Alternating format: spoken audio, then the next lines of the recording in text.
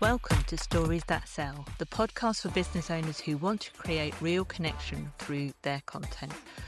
I'm your host, Naomi Rose, and each week I will be speaking with an incredible person talking about their stories from behind the business. Not just what they do, but who they are. Because behind every business, there's a person, and the person is the reason people choose to trust you, buy from you, and recommend you. So in these conversations, we go a bit deeper than the surface level offers that you might have. We talk about the journeys, the decisions, the moments that shape them, and the stories that have built relationships, their reputation, and the way they show up today. Connection builds relationships, relationships build reputation, and that's what leads to referrals and real business growth. Let's get on with today's episode.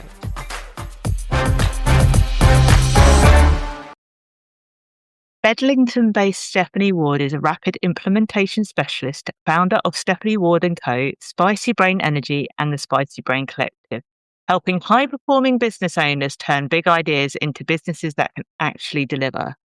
Coming from a family of entrepreneurs, Steph has a business in the background from early on, but her original plan wasn't to become a founder herself. She wanted to become a doctor. But then life had other plans. Steph had hit dysplasia, and by the age of 25, she was using a wheelchair. The years that followed included multiple surgeries, physiotherapy, and many hours spent in hospital. But it was during that time in hospital that Steph's entrepreneurial career began, with her refusing to have tuna sandwiches 3 days in a row and a craving for fried chicken. What might seem like a small win to most, that refusal to accept the status quo was the start of something much bigger. Steph was mobile again within 11 weeks, and after a suggestion from a friend, she became a VA, landing her first client within 24 hours. As a parent to a neurodivergent child and someone later diagnosed with ADHD herself, Stephanie has seen firsthand how capable people can be misunderstood, underestimated, or forced to fit into structures where they were never designed for them. And the more she worked with brilliant business owners, the more she saw the same thing happening there too. Brilliant entrepreneurs were being held back because the way they were working, trying to run their business, didn't work the way their brains did. That's where the Spicy Brain Collective began. Stephanie created a free community for neurodivergent entrepreneurs and people who actually think differently, giving them a place to find support, confidence, practical help, and people who actually get it. The same belief now runs through all of her work. Stephanie works with entrepreneurs who already have the vision, the revenue, and the drive, but are stuck behind messy operations, decision fatigue, and back-end chaos. Her role is to diagnose the bottleneck and deploy the right team to fix it. And perhaps what sums up Steph the best is something she said herself. Strategy without implementation is just hallucination. Steph, welcome to Stories That Sell. I mean, what a journey you've been on and continue to go on every single day. I've known you for a while, and we first met back at the big festoon when you were speaking at the event. And I remember you saying to me as we were in the lift going up to the green room, and for the listeners that don't know, I actually help out as part of the flight squad for Danny Wallace in the big festoon, and Steph was speaking on stage for the first time at that event, and you were standing in the lift and you're going, people like me don't get opportunities like this. And I just remember that first moment of you. And from there on in, I followed your journey because it's just inspiring for what you come from to what you continue to do and how you just tackle the challenges head on where they just seem impossible some days. So, it's such a pleasure to have you here. Oh, thank you so much. And honestly, it's a pleasure to be here. But it's so true that people who are like me don't get the right opportunities unless they are really good at hiding the fact that they're like me. And there's for me, I've been on this huge unmasking journey over the last few years, because I think when you're hiding parts of yourself, you're not you. Do you know what I mean? It's like being a filter. I'm all for curated vulnerability and hiding the parts that, for example, there's things that you don't want to talk about on the internet, like the size of the poop you had this morning, right? But there's things that you should talk about, because if you're not talking about who you are at your core, you're not selling the right person. And one thing that I'm really proud to model every day is what unmasking looks like. I did a conversation this morning for the Atomicon that we're at in a couple of weeks, and I need to show you what I did. So I was sitting doing this thing with tiny hands, because I had it on a table. I was like, nobody's ever sad when you pull the tiny hands out. And it's like, it doesn't bother me that I've got my little tiny hands on my fingers, but it just puts people at ease because they're just like, that's ridiculous. And like, I can be ridiculous and also have a successful business, right? So many business owners think you need to be a way or do a thing, but you can also have tiny hands and googly eyes. I love a googly eye. I mean, it's so true though, because it's almost like we've been conditioned to think that business should be done in this really serious way. No one should care, it's just business. But it's never just business, is it? It's never just that. It's never just business. And like something that like the people that I work with, we are the kind of people who take it personally. This is our baby. This is our passion. We don't just do this for funsies. We've done this because we are passionate about the work that we do. And if you don't bring passion to it, if you're not excited by it every day, you're in the wrong job. Like, I've got a couple of things that I like to say about business. If it doesn't excite you every day in some kind of way, you're in the wrong job. And if it dysregulates you to the point of unbearability every day, you're in the wrong job as well. Because guess what? Like, being an entrepreneur shouldn't hurt you that bad. Like, it's going to be stressful. You're going to have to put the hard work in, but there's also going to be days of absolute joy. And if you're not getting any of the extremes, it's not right for you. You have to be able to feel both ends of that, but the joy should definitely outweigh the despair. Yeah, that's such a powerful sentence because when I started my first business, the cafe and the bar, and I had absolutely no idea what I was doing in that, but it was out of pure passion. I mean, obviously I had the business planning. I'd done all the work to kind of see whether it was viable, but it was out of passion. And you can't take the highs without the lows, right? It is exactly that. I mean, there were some days where I used to call them Savage Saturdays, where I'd walk home in tears because someone didn't make a nice comment to me. I mean, I'd really take it all personally. It's just a business, but Right. it's so true. I love the fact that you're kind of highlighting that you need both ends of the spectrum because it reminds you of this is what a business is. It's the full emotion. Yeah, and this is the thing is that because it is a passion-led thing, we are gonna take it personally. Like, it was really funny last week, I was on with a client. I've had this client for 3 years. She's wonderful. She's an ex-social worker. She's 79. She's from Ireland. She's an absolute firecracker. I think she's about 4'9". She's a teen little lady. She's a wonderful, wonderful woman. And during the call, we have a little bit of catch up at the beginning and just kind of check in with each other. And she said to me at the end, she went, "Is there anything I can do for you?" I was like, Why would you do something for me?" And she's like, "Well, just I think people don't check on you very often." And this is the thing is when you're a service-based business is that you are there to serve and people don't actually see you as human at times. And that breaks my heart that like, you have these conversations every day with people, you're serving them, they're doing the content, you're cosplaying as them online effectively if you're doing the marketing, right? And they don't necessarily see you as the human being behind that. Somebody recently said that they've seen me as like the human embodiment of AI because of how my brain works. It's like you ask ChatGPT a question and I'll pop out all the answers. But also they comment that it's very important to see that I am still a human. I'm not just a computer that you can shout abuse at and the words will come out. And that humanity, we forget humans in business a lot of the time because you've got the big corporations. Like you wouldn't in a big business, you wouldn't expect Richard Branson to serve the coffees on a Virgin flight, right? And yet No, people expect business owners who have a team to be very on the ground. And actually when businesses change, we aren't on the ground every day. And like that's been something for me is that, when I was on the tools every day doing the work, I got a lot more feedback and compliments than I do as someone who's leading the team because the majority of my work is event planning and running payroll and doing admin and all the boring stuff like ordering posters, the things that people don't see. But somebody has to do that. And so you don't get that positive feedback as your business grows, it does change how you feel about it. And if the despair's outweighing the joy, you need to figure out a way around that. Like, do you need to have a day a week on the tools? Because for me, the human interaction and actually seeing the expressions on people's faces when I've made that difference is what kept me going. So I've had to really look at how I work as the business has changed because I need to be able to feel that joy. And it's the one-to-one contact that brings that. that is such a good way of putting it. Have there been real moments where you thought, this isn't the business for me anymore and you've nearly binned it? Absolutely. Towards the end of 2024, I had an employee who I considered a really good friend, and unfortunately, she left my company and she took customers with her to the tune of about £110,000. And I did not see that coming. So I'm usually one of my special skills is forensic IT. I can find out anything. You want to know someone's dead nana's reading taste? I can have it in 15 minutes. But I did not see that coming, and it honestly, I haven't spoken about it a lot. It broke my heart. And I contacted Dan Meredith because he was my business coach at the time, and I said, "How much is it gonna be to have 2 days with you at Christmas? Because I need to make a decision here." And I sunk £12,000 into Dan Meredith, and I flew to Bristol, and I had 2 days lying on the rug in his living room crying, basically, is what I did. I lay on a rug and I cried because I was ready to jack it all in. And I started something which I named the 391 Days Project, which was never an official thing. It wasn't content, it wasn't documented. But between the day of deciding and the 31st of December 2025, I had decided that if I hadn't found the joy again, I was shutting it all down. And what I did over the course of that 391 days was act as if I was going to shut it down, but also act as if I wasn't. So it was like very much I had two businesses, Stephanie Ward Online Business Services and Spicy Brain Energy.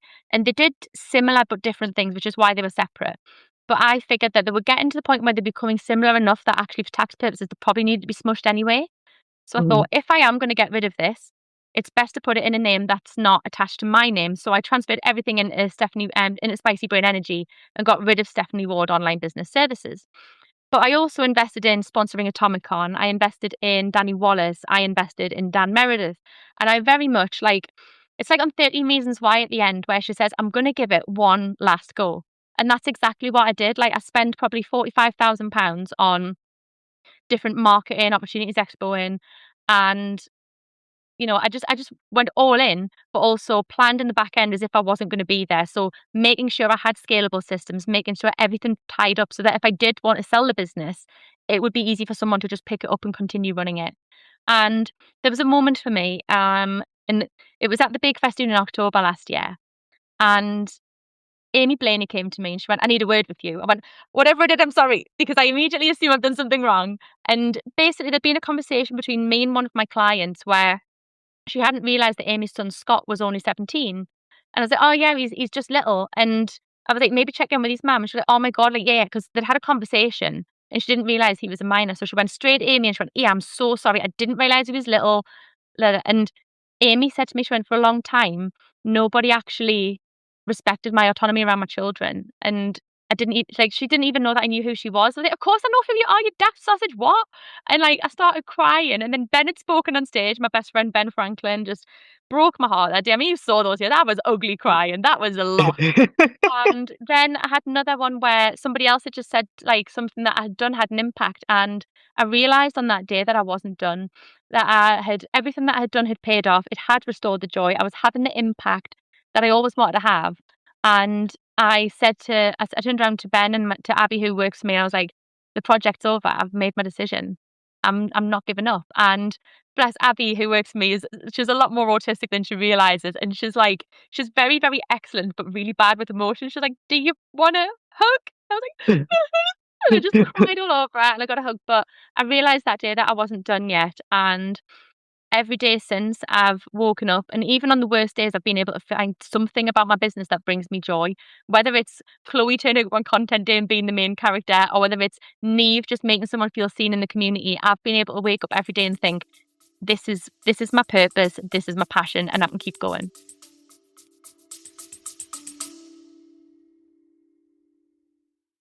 Just taking a very short break to tell you about something I've got that I absolutely love and think you will love too. Now, I know how many of you hate creating content, and it's my area and zone of genius. That is exactly why I've created my really fun filming days. And yes, content can be fun. So if the thought of creating reels makes you cringe, or you are sitting there wondering what on earth to film, this is exactly what you need. On a really fun filming day, you'll be with me and 3 other amazing business owners to create a bank of content in one go, so you're not constantly setting up your camera, trying to think of ideas, or putting it off until next week again. In just 3 hours, you'll leave with over 60 reels and 30 photos that can be used over the next 3 months and reused and repurposed however you want. And I have got sessions coming up all over the UK. To find out more, check out the link in the show notes or just drop me a message with the word fun and I'll send you the details.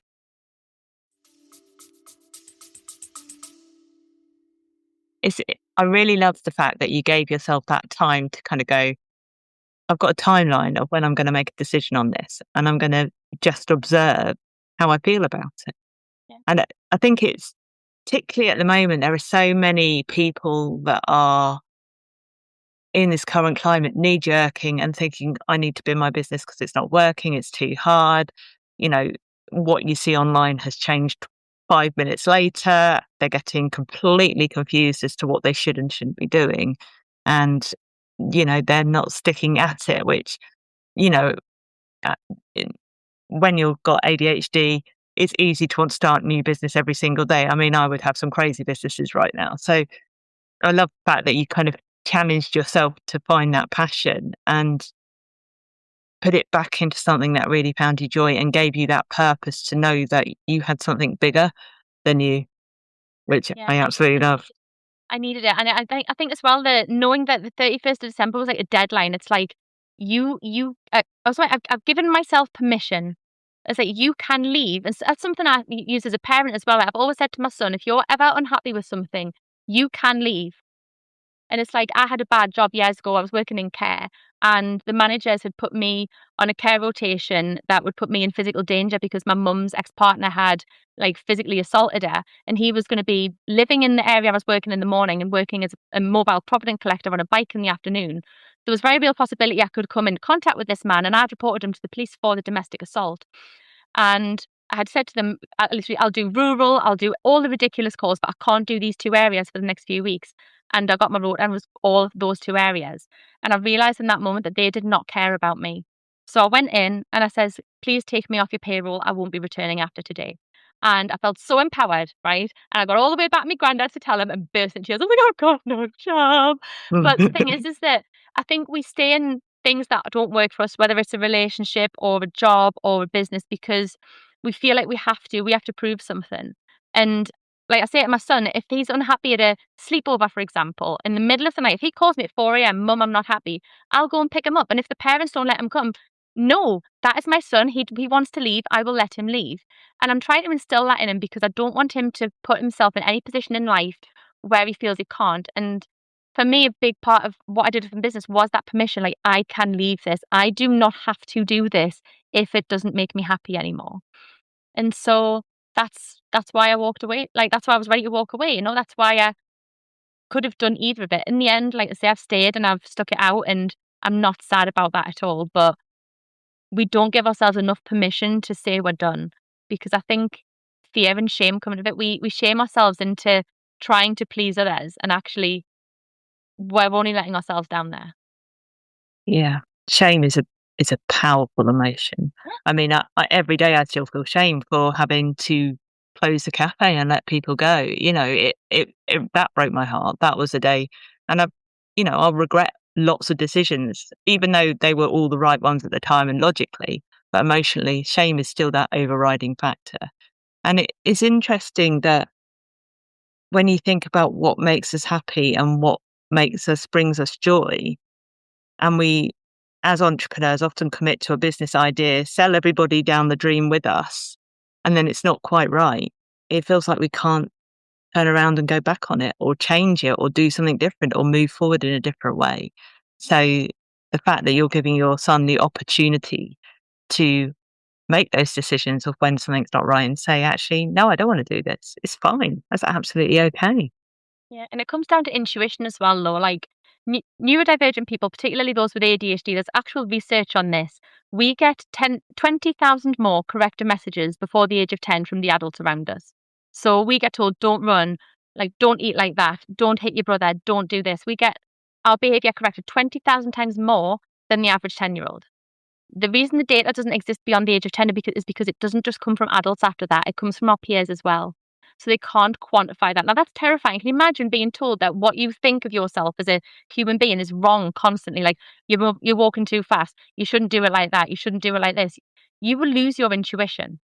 And the thing is, like, there's also research, and there's actually proven cases where adults with things like autism, ADHD are more likely to die from things like constipation because we don't have interoception, so we don't know what our body feelings mean. One of my clients, a charity in Cambridgeshire, one of their clients died of constipation because she couldn't tell the difference between needing to go to the toilet and anxiety. So she ended up, it killed her. And the thing is that if we aren't used to what the feelings in our bodies mean, whether it's actually medical pain or like physical issues or just anxiety or apprehension or excitement or joy, and some of them feel so similar, it's hard to know which is which. If we don't trust our intuition, we can do things so wrong. This is what worries me about AI is that people will go to ChatGPT and say, "Hey, what do you think of my business idea?" And ChatGPT, I'm telling you now, has a praise king because it will tell you, Mm. like, you are amazing. It will want to be told it's a good little girl. So ChatGPT will praise your idea, say how wonderful it is.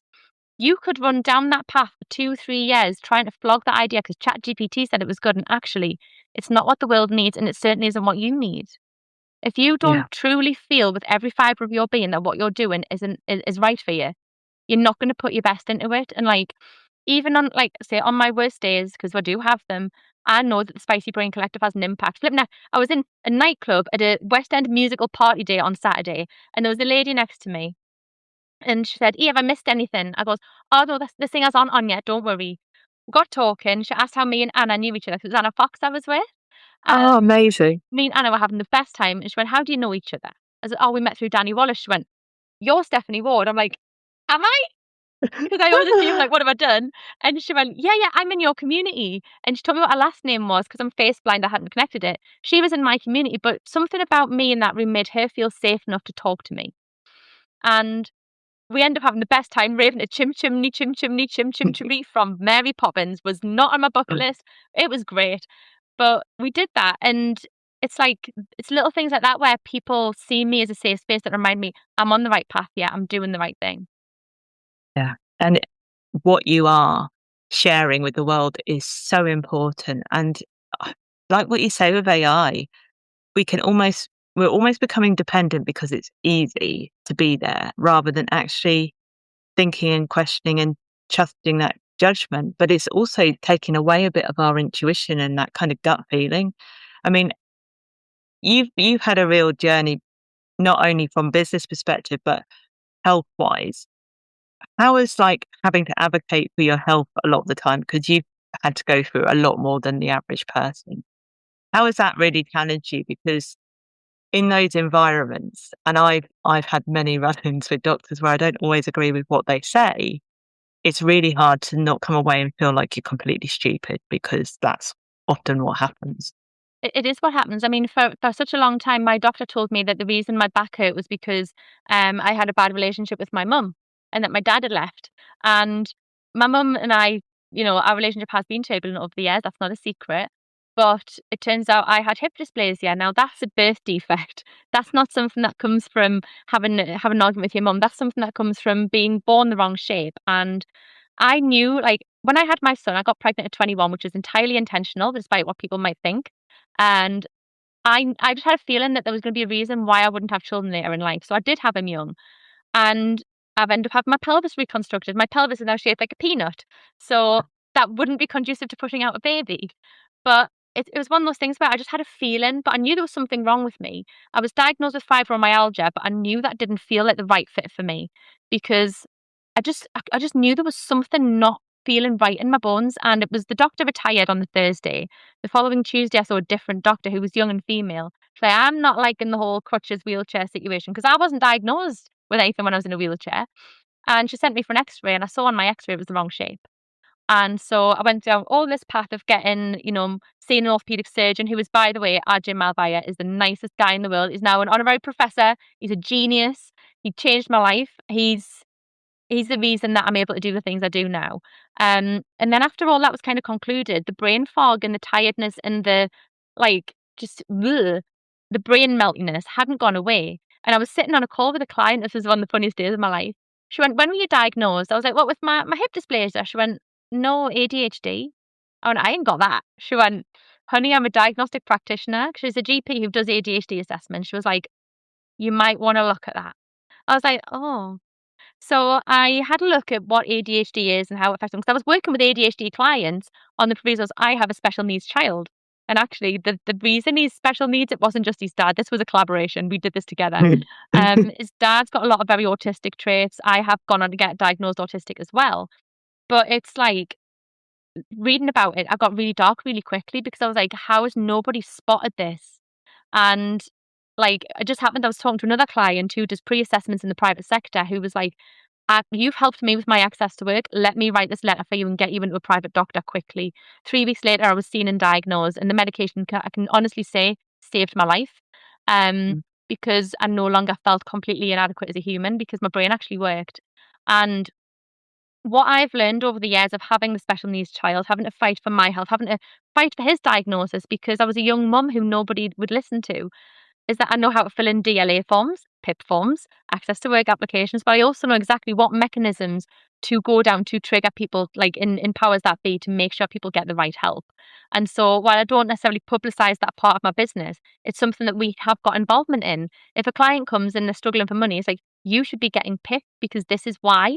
And we help people do that. We've had so much success getting these benefits for clients because they're not related to your income, they're related to your needs. And if you have those needs, you are entitled to that. And having to support people to realize that they can have that help when they're so used to fending for themselves, like, it can be so powerful because it's just that, shit, I deserve that. Yes, you do deserve that. You deserve help. I think if there's one thing I could say to every single human in the world, is that you all deserve help. We're all scared to ask for help. We're all scared of looking needy. But the reality is, we all deserve to be helped and loved and cherished. Yeah. It and those forms, they are so complicated. They are not easy, and unless someone tells you about them, you have no idea they exist, do you?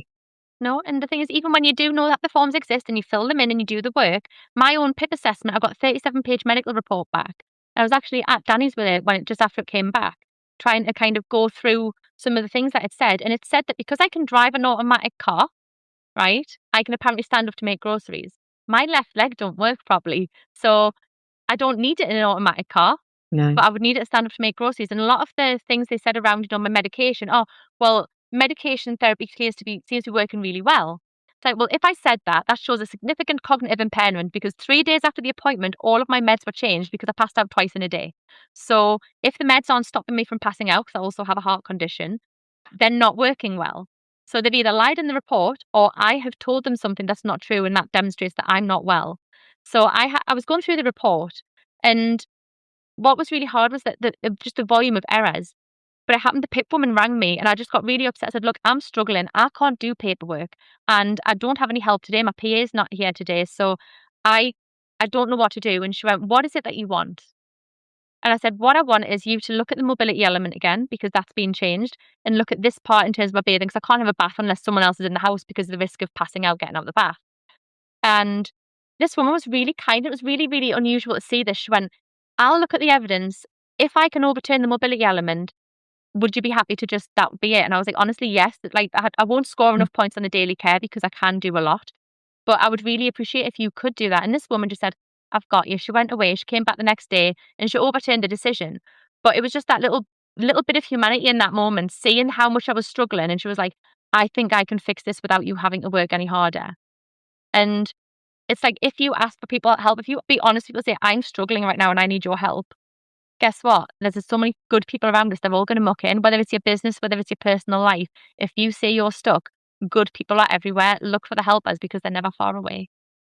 Oh, yeah, I think, and do you know, also having someone that just takes the time to just go, "Listen, I'll listen to you. I'll give you that space so you can tell me what you need." Because it often feels like we go into things and we are talked at, or people make very big assumptions on where we might be, and not being able to actually just go, what do you need? What is it that you want?" I had my dad's best friend who's no longer with us. He was he broke his neck in a rugby accident, and he was paralyzed from the sixth vertebrae down. And he spent the majority of his life in a wheelchair. And one question that always stood out. He would get phoned up about, what he needs, and they would always start with, "What can't you do?" And he would always go back and say, "I'd rather start with what I can." And it's just that change in mindset. It's like, well, clearly you can't do stuff, but actually, why don't we just start the other end of, I can do a lot. I mean, he was incredible at what he could do. He could throw in the most amazing party. He did so much charity fundraising, but it just goes to show that some people just focus on the wrong things sometimes. They do. And like the one thing that I've taken through my business since the very beginning is this one quote, which I share every time I get the opportunity, is start where you are, use what you have and do what you can. Because we've all got something we're good at. Every single person in the world has got a talent. They have got something that they love, that they're passionate about. Start with that. Use what you have available. My first day in business, I had Brian's old laptop, that's my ex, and I had an iPad with a £7 keyboard I bought on Amazon. That was me in my first day of business. And I just did what I could every day. As people said, "Can you do this?" I'll give it a go. I'll give it a go. And that's how I built the business to what it is. I don't have qualifications in all the things I do. I've learned it by throwing myself in at the deep end and refusing to fail at it. And, caffeine, spite, and a little bit of audacity, I think, is what fuels me these days, because it's that refusal to accept anything less than what I want for myself. Like, my version of manifestation is the universe invented 100% of everything. Why would it do that if you were meant to experience 1%? But it's also not going to land in your lap. So you need to do as much as you can to bring the things closer that you're meant to experience. So, I do work hard and I do earn money, but that money means that I can experience new things. It means I can help more people. It means I can do big stuff. And it's like, I'm not telling everyone to hustle, hustle, hustle, grind yourself into the ground, but you do have to be prepared to put hard work in with anything in life. Or guess what? You're going to hang out, because the world's not going to just drop it in your lap and hope for the best. It doesn't work that way. If only it did, right? If only it did. But actually, the reward comes from that work, that success, that feeling of achieving something that you thought was sometimes not possible. You can't beat that. Steph, I could talk to you all day. It's been an amazing conversation. Where can people find you and connect with you? Yeah, so the best place to find me at the minute is on Instagram. My Instagram is I am Stephanie Ward. You can also find the company at the Spicy Brain Collective on all socials as well. And we would love to be everybody's friend. Like, please be all of our friends on Instagram so we can send each other reels, because that's my love language. Yeah, perfect. Thank you so much, Steph. It's been a joy. All of these links will go into the show notes. And thank you so much for joining me today. Thank you so much for listening to another conversation on Stories That Sell.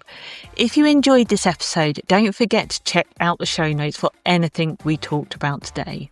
I'd love to hear what your biggest takeaway was from today's episode. So tag me on Instagram, LinkedIn or Facebook and share it to your stories. I always love hearing what resonates with our listeners. And if you haven't already, make sure you're following the podcast, subscribe, leave a review and send it to all of your friends. I'll see you on the next episode.